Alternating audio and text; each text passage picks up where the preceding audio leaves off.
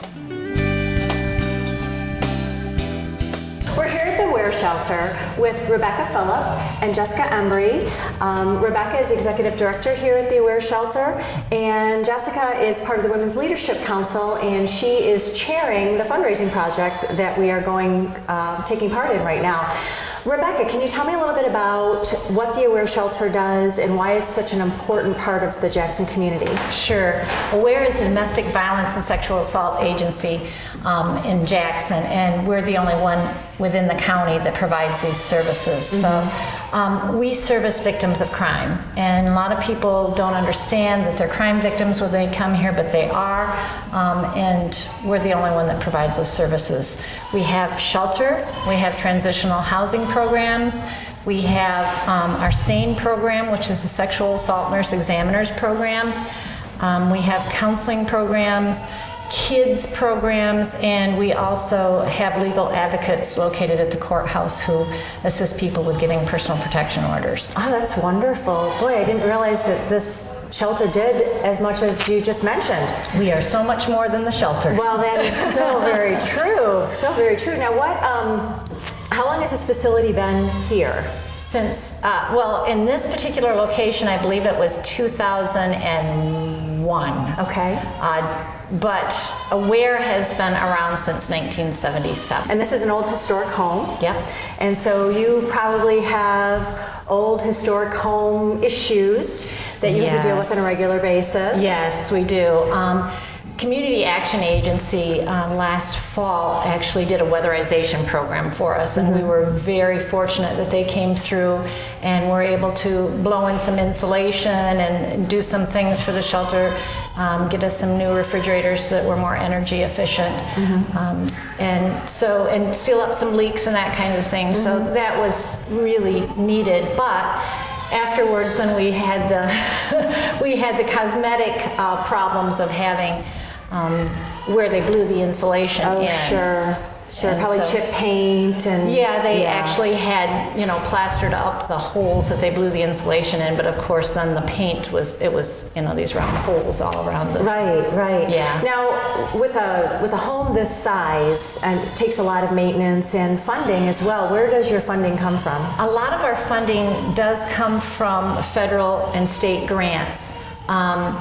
And I just like to say probably about 65% of our funding comes through state and federal grants, but the good thing about that is that Aware is spending their money the way they need to be spending their money, because we have lots of people overseeing how our money is spent and that our money is spent in the proper ways. Very regulated? Yes, it's very regulated. So we have people coming in all the time to audit us and make sure that we're doing what we're supposed to be doing here. Okay. And that's a good thing. When you know you're giving to an agency that is receiving federal and state grants, you know that there's people out there that are monitoring what they're doing. Sure. Now, the reason we're here today is because there's this really humongous renovation project going on. Yes. And can you tell me how that came about? I know. Can you tell me how that came about? I'd been wanting for quite some time to have our children's area be more kid-friendly. We service a lot of children here at Aware, and last year alone we serviced 130 kids in the shelter alone. 146 women, 130 children, just going through the shelter. So what has been happening is they had a little area here in the back, and we had some toys, and it was very cramped and crowded.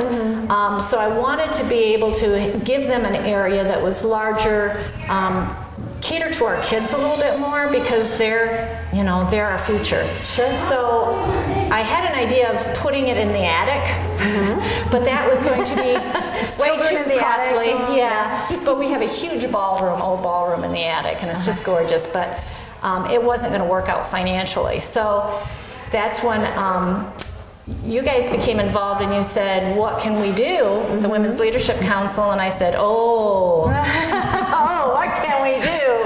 Come in and let me show you Aware. Take you on a tour of our facility, right? So what started as this kids' room kind of morphed into our ladies' room and our kitchen as well. So they've taken on a lot more than they originally told us they would, just out of their generosity and the kindness of their hearts and their going out there and getting it done spirit. And I tell you, they've done a lot of work on this project. Well, so and Jessica is the chair. Jessica's the chair of this program. And so Jessica, tell us a little bit about first of all, what you were thinking about when you suggested that the Women's Leadership Council use the Aware Shelter, and then how did you proceed from there?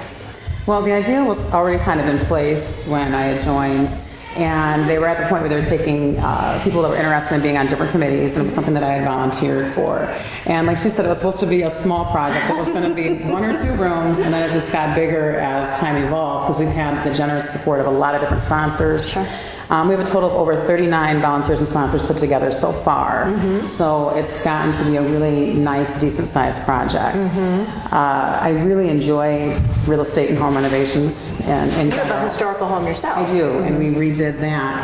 She was on Aware's home tour a couple years ago. Her house was, not her. I was nowhere to be seen. Not at all. But I used some of the different people that I had at my house to redo that for the tour, and I've also incorporated them into this project as well. Okay. So it's nice to be able to work with some of the same people and be able to work for a really good cause on top of that, and on top of it just being really fun. So it's fun to see how something renovates along and goes from being old and looking brand new again. Right, and the Women's Leadership Council focuses on helping women and children. So this is really a perfect example of the kinds of things that the council can do for the community. So how did you proceed with getting sponsors and volunteers, and what's been going on since we started working in this building? All of the women have different characteristics about them that work really well together with this project. One person might know this, like one of the girls on the committee, Kathleen. She knows HBA, so she was able to get in touch with them and find us a wonderful contractor, Steve Baldwin. I had worked with Jerry Wilcutt before, so he was able to do the painting. We were able to get in touch with Christoph and Sons, who is donating 2 really beautiful, beautiful rugs. So we'll have a nice rug on the finished floor that we have here, and then we'll also have one for the women's room as well. But it was just a combination of all of us working together and pulling together all of our resources of people that we've known or that we've worked with in the past. Okay, now Home Depot is a primary sponsor of this event, is that correct? Home Depot and Lowe's? Home Depot, Lowe's, and Panera. So how did, if I remember correctly, Home Depot was just, we were going to contact them and say, hey, can you donate a couple cans of paint? And then the next thing you know, what happened? Well, they came out and they said, well, you need to tell us what the dreams are, what you really want to have done, and we'll see to it that we can get as much possible of what your dreams are. And we came to that approach with them as well as Lowe's, and then we got a very tremendous, nice amount of help and product and everything from them. And Home Depot made this project their regional project? Yes. Yeah, so that's really quite a big thank you from them to make this be their regional project. I know this is Panera's project for the year as well. It is Panera's project. And what have they done? They have supplied us with a over $4,000 grant that was given to us, and we were able to basically purchase at a very discounted amount from our van furniture very nice furnishings. We were also able to have a nice little surplus here, so in the end, on September 9th, which more to come on that, we will be able to purchase all of our odds and ends items that we'll need, also hopefully for a really discounted price. Knowing that, they'll get them donated. So, that's what we're kind of looking for, because at the end we'll need to purchase things like end tables and maybe some lighting and whatnot too. Okay, all right. So, but that grant was very, very useful and really made this project really happen. Good. And so all of you people out there, if you have something that you'd like to donate to the Aware Shelter, or you own a business that you think you could contribute to the kinds of things that we're doing here in the building, please feel free. Give us a call at JTV. Put that little plug in there for you, because we can always use a little help, right? Yes. When do we expect this project to be done? We're going for September 9th. Okay. And we're trying to tie it in with United Way's National Day of Caring and Remembrance. So we are hoping to have everything completely done, and so far everything's going really well as far as staying on track. So that definitely is the anticipated day. At that point, we haven't quite determined how we're going to go about that as far as what we're going to do, but there will be some more information coming on that as well. So you can feel free to contact JTV or anyone of us to find out what's going on. Great, great.